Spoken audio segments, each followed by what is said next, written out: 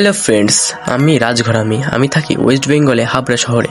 ইচ্ছা ছিল ইউটিউবার হওয়ার, কিন্তু জিনিসটা যতটা সহজ ভেবেছিলাম দিনের পর দিন সেটা কঠিনে পরিণত হচ্ছে।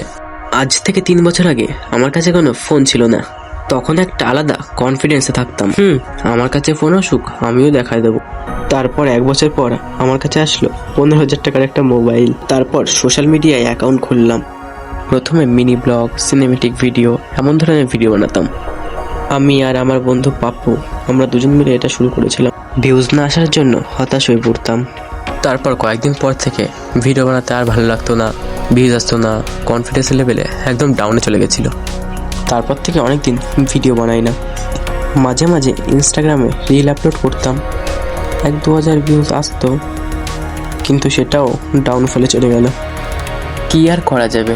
ও হ্যাঁ, আর এর মধ্যে বন্ধুদের মজা করা তো আছেই। রিলস বানায়, মাইকের মতো রিলস বানায়। তাই এবার আমি ঠিক করেছি আমার রোজকার জীবনের ছোটো ছোটো মুহূর্তগুলো তোমাদের সাথে শেয়ার করব। আমার 11-এর পরীক্ষা শেষ হলো, এখন আমি 12-এ পড়ি। আমার ইচ্ছা 12-এর পরে কিছুটা হলেও স্বপ্নের কাছাকাছি যাওয়া। এখন আমার 0 সাবস্ক্রাইবার।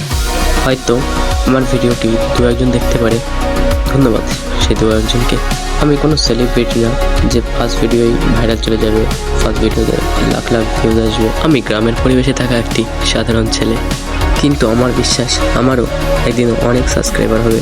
সেদিন যে আমি কি খুশি হব।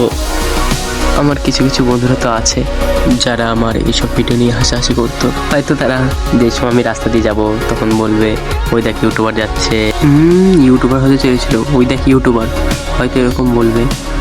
তবুও ওই বন্ধুদের কথায় তেমন একটা কিছু হবে না, কারণ আমার কথা শুনতে শুনতে আমার অভ্যাস হয়ে গেছে। খারাপ নিজেরই লাগবে, এত কষ্ট করেও সফল হতে পারলাম না। যাই হোক, 12-এ আমার উচ্চ মাধ্যমিক পরীক্ষা আছে, যেটা আমার লাইফের একটা বড় পরীক্ষা। লাস্ট ভালোভাবে পড়াশোনা করেছিলাম লকডাউনের আগে। এতদিন পড়াশোনা করিনি, শুধু গেম, ভিডিও এইসবই করে গেছি। আর এখন আমার উচ্চ মাধ্যমিকের পড়াশোনা সঙ্গে ডেইলি ব্লগ করা কি সম্ভব হবে? করতে তো হবেই, কারণ স্বপ্ন পূরণ তো করতেই হবে। এবার হয়তো স্বপ্নের কিছুটা হলেও কাছে যাব, নয়তো এই স্বপ্নই আমার জীবনের একটা দাগ হিসেবে থেকে যাবে।